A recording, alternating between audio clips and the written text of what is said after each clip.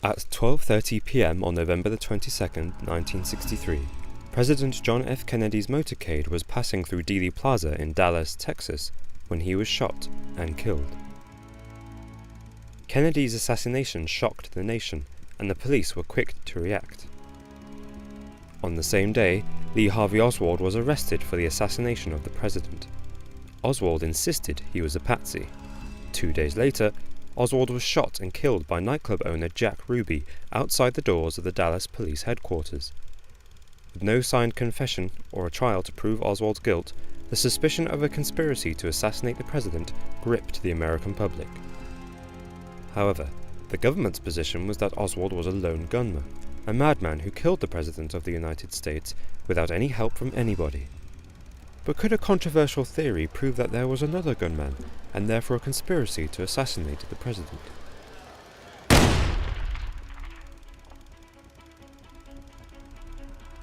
The single bullet hypothesis was conceived by Arlen Specter, an investigator with the Warren Commission.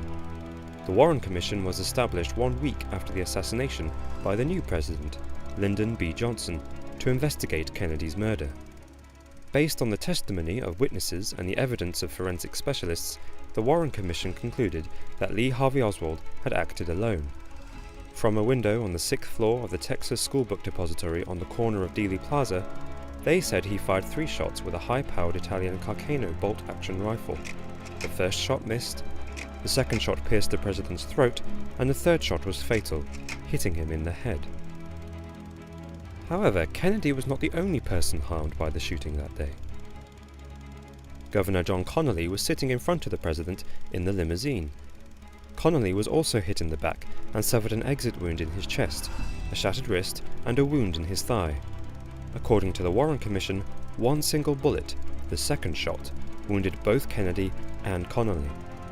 If so, it pierced 15 layers of clothing, 7 layers of skin, 15 inches of body tissue, struck a necktie knot, removed 4 inches of rib, and shattered a radius bone. This bullet was found lying on a gurney in Parkland Hospital, where Governor Connally and the President were both taken after the shooting. The Warren Commission accepted it as the second bullet fired by Oswald, despite questions over its near-pristine condition.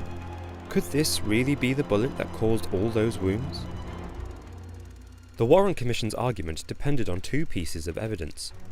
The first was an amateur film made by dressmaker Abraham Zapruder.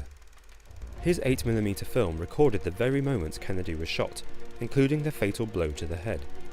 This footage provided the crucial timings of the event, with which witness statements could be reconciled. From this, we know that all shots were fired at the president in the space of 7.5 seconds.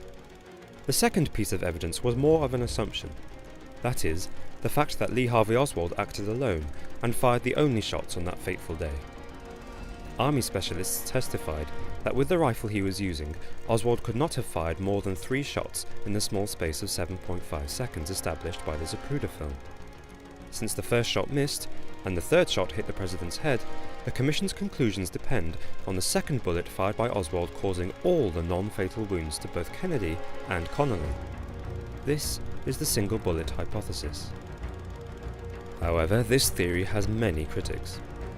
According to them, in order to harm both Kennedy and Connally, the bullet would have had to pass through the president's throat, pause in midair to turn right, and enter Connally's right shoulder, where it exited through his ribs, and turned right again to shatter his wrist, before turning left to lodge in his thigh, where fragments were found in the hospital. This obviously defies the laws of physics. As such, critics of the single bullet theory say there must have been at least 4 shots. One that missed and caused Kennedy to turn his head, one that pierced his throat, a third that hit Connally, and a 4th, fatal shot that hit the president in the head. Since even the Warren Commission agreed that Oswald could only have fired 3 shots, this 4th shot would have required a second shooter. If there were 2 shooters, then there must have been a conspiracy to murder the President of the United States. Conspiracy theorists are supported by widespread criticism of the Warren Commission. 3 members of the Commission itself expressed doubts over its findings, and President Johnson was skeptical about its methods. Most damningly, Attorney General Robert Kennedy, John's brother, called the Warren report a shoddy piece of craftsmanship. In 1976, a select committee on assassinations reviewed the events of November the 22nd, 1963. It acoustically analysed an audio recording from a police dicta belt in the presidential motorcade, and determined that there was indeed a fourth shot, and therefore another shooter. It concluded that President John F. Kennedy was probably assassinated as a result of a conspiracy. The committee was unable to identify the other gunmen or the extent of the conspiracy. However, in 1980 the FBI analysed the same recording studied by the Assassinations Committee. The Bureau concluded that there was no proof of gunshots on the audio recording, and no way of proving the recording was even from Dealey Plaza. In 1982, the National Academy of Sciences conducted another review at the behest of the Justice Department, and confirmed the FBI's findings. So where does that leave the magic bullet theory? In 1993, computer animator Dale Myers began a 10-year project to recreate the events of President Kennedy's assassination in 3D graphics. He used photographs, blueprints, street plans, and the Zapruder film for complete accuracy. He discovered the single bullet hypothesis was correct. The key piece of information was the arrangement of the presidential limousine's seats. Where conspiracy theorists believe Governor Connolly was sat directly in front of Kennedy, he was actually sat 3 inches to the left. The Zapruder film also shows that Connolly was not facing straight ahead, but had turned to his right to look for the source of the first gunshot. In this position, it is possible that a single bullet could cause all the wounds that the President and the Governor suffered, just as the Warren Commission had claimed. For his part, John Connolly maintained until his death that the Warren Commission's single bullet theory was wrong. If it is wrong, then the FBI and the Justice Department investigations that supported the Warren Commission are also wrong. Conspiracy theorists believe the FBI and the Warren Commission are both parts of a giant cover-up perpetrated by the US government. Was this cover-up an effort to avoid mass hysteria and lay JFK to rest?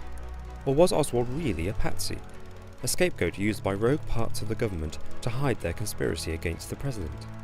According to the official story, Kennedy was simply the victim of a lone mad man. Hey guys, do you think it was a magic bullet that killed JFK? Was Oswald working alone, or was he working with the CIA or the FBI? Or the KGB, in The fact. KGB, yeah. Yeah, if you think it might have been the KGB or want to know more, be sure to check out our video about the KGB in the assassination of JFK. Click right here. Click right here to check that out. Thanks for watching. Don't forget to subscribe. See you next time. Thanks guys.